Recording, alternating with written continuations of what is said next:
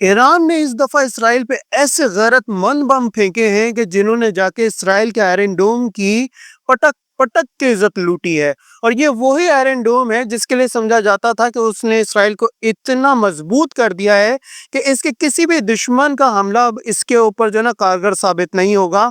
इसको इतना प्रोटेक्ट कर दिया है कि इसराइल को अब कुछ भी नहीं हो सकता। और ये एक बड़ा बड़ा हवा समझा जाता था पूरी दुनिया में कि अब इसराइल का कोई कुछ नहीं बिगाड़ सकता, बिकॉज उसके पास आयरन डोम है। बट थैंक्स टू ईरान के मिसाइल्स के जिन्होंने रिसेंटली सारी दुनिया के सामने खोल के रख दिया कि आयरन डोम तो जो है इसराइल का, वो फटी हुई चड्डी पहन के घूम रहा है। अब तुम लोग सोच रहे होगे कि मैं इस आयरन डोम को इतनी इज्जत से या इतने मौज़ेब अल्फाजों से क्यों नवाज रहा हूँ।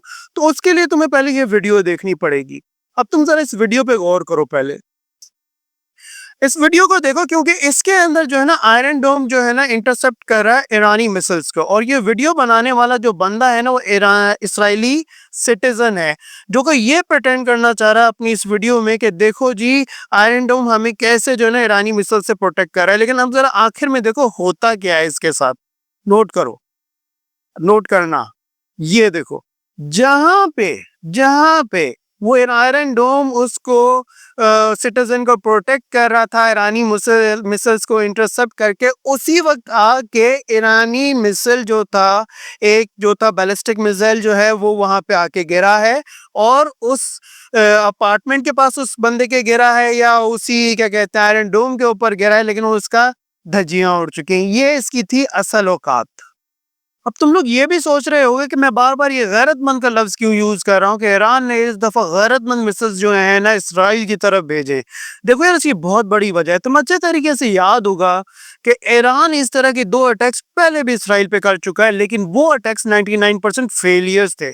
उसकी सबसे बड़ी वजह ये थी कि ईरानी मिसाइल्स उस टाइम पे इसराइल की एयर स्पेस की टेरिटरी में भी एंटर नहीं हो पाए थे, और उससे पहले ही आयरन डोम ने उनको इंटरसेप्ट करके जो है ना मार गिराया था। और इस बात के एविडेंस क्लियरली मौजूद हैं। आप चाहो तो इंटरनेट के ऊपर आपको मिल जाएंगे, अगर आप क्लेरिफिकेशन करना चाहो।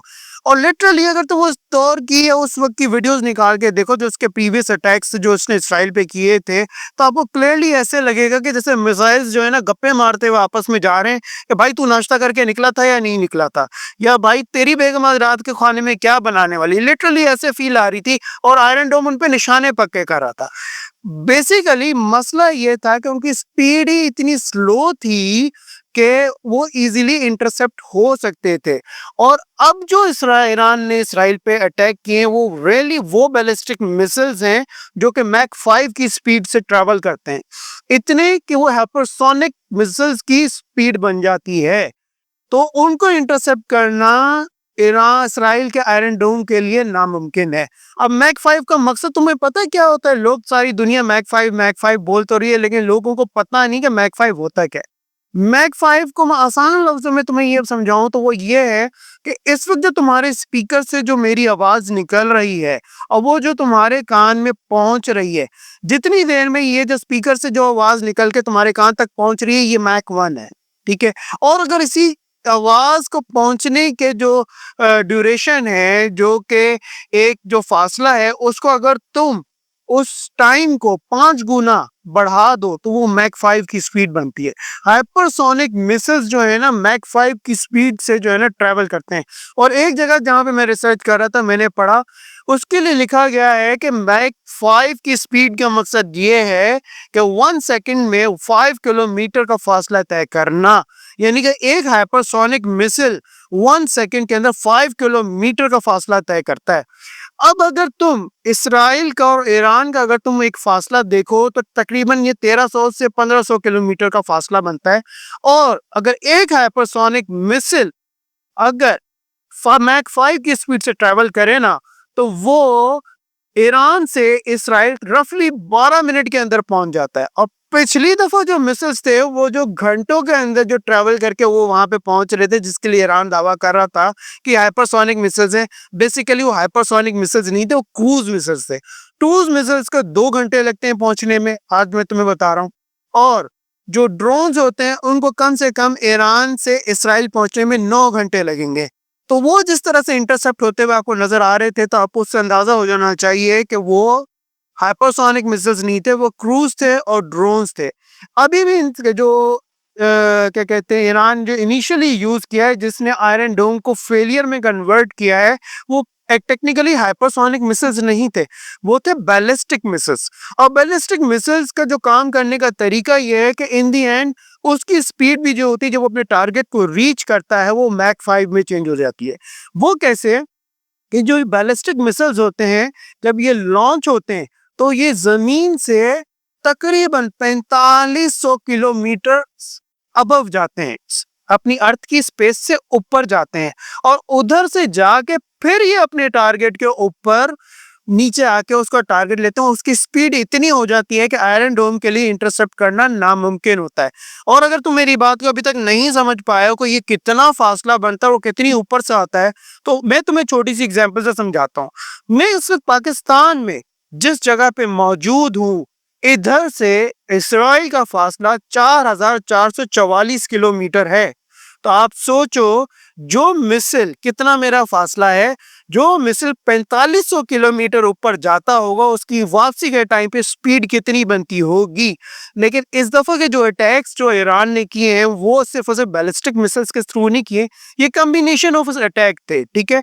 इसमें उसने ड्रोन्स भी यूज किए हैं, क्रूज मिसाइल्स भी यूज किए हैं, बाकायदा प्रॉपर प्लानिंग से और प्रॉपर तरीके से बैलिस्टिक मिसाइल्स भी यूज किए हैं। तभी से आपको जो है ना, आयरन डोम जो है उनको इंटरसेप्ट करता हुआ नहीं पाया गया, और इसी वजह से उनको एक प्रॉपर नुकसान पहुंचा है। अब सवाल ये पैदा होता है कि भाई, ईरान ने पहले इस तरह का काम क्यों नहीं किया प्रीवियस अटैक्स में? देखो यार, उसका सीधा सीधा जवाब ये है कि ईरान को पहले बचानी थी अपनी इज्जत, ठीक है, और अब बचानी है अपनी जान। इज्जत इसलिए बचानी थी कि सारी दुनिया उसकी तरफ देख रही थी कि ईरान अब इसराइल का जवाब क्या देगा, जो उसने उसके ऊपर अटैक्स किए थे, जो उसके अंदर जो कैजुअलिटीज की थी, इस्माइल हनिया की या उससे पहले भी जो की थी, उससे तुमको बचानी थी इज्जत, ठीक है। ईरान नहीं चाहता था कि मेरे मामलात इतने खराब हों कि जो है ना, पूरी दुनिया मेरे अगेंस्ट हो जाए और मुझे इसका सामना करना पड़े। दुनिया को दिखाने के लिए उसने एक रिटेलिएशन की, लेकिन लिमिट में रह के की। अब उसकी जान पे बनाई है, ठीक है ना। अब उसको पता है कि मेरा एग्जिस्टेंस बकायदा जब ही रहेगा जब मैं प्रॉपर रिटेलिएट करूंगा, ठीक है। तो अब वो उस लेवल पे वो रिटेलिएशन कर रहा है, जिसकी वजह से हमारे सबके सामने खुल के आ गया है कि आयरन डोम की क्या काबिलियत है।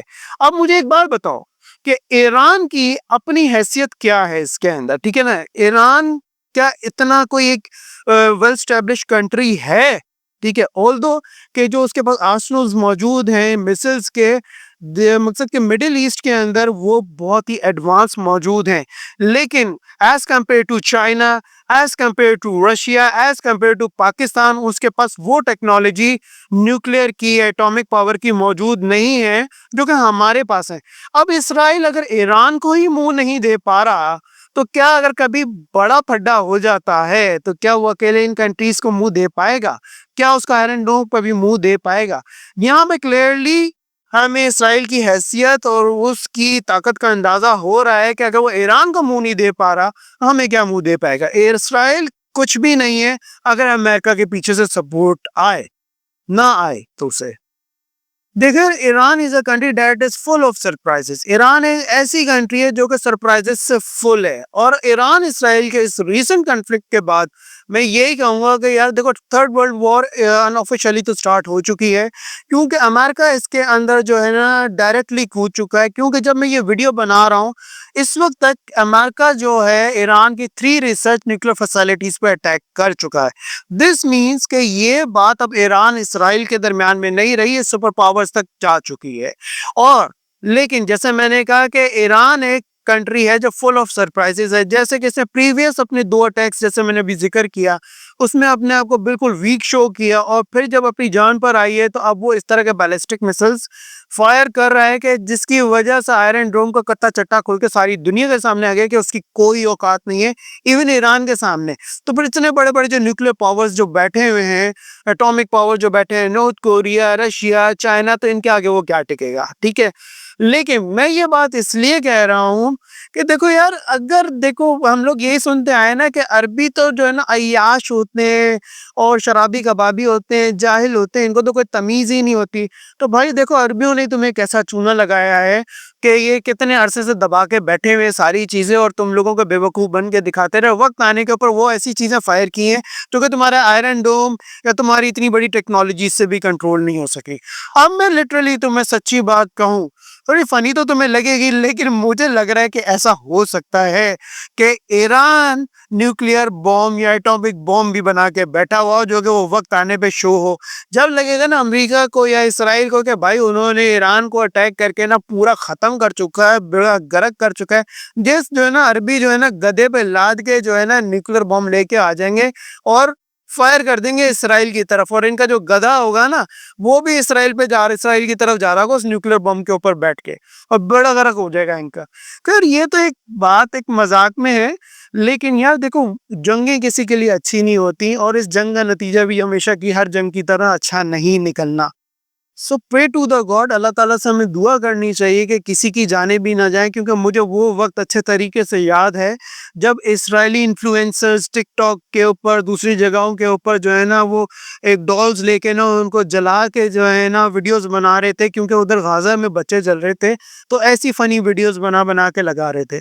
और आज जरा सा उनके ऊपर उनको फेस करना पड़ा है, तो सारी दुनिया से उनका रोना गाना हमें सुनने को मिल रहा है।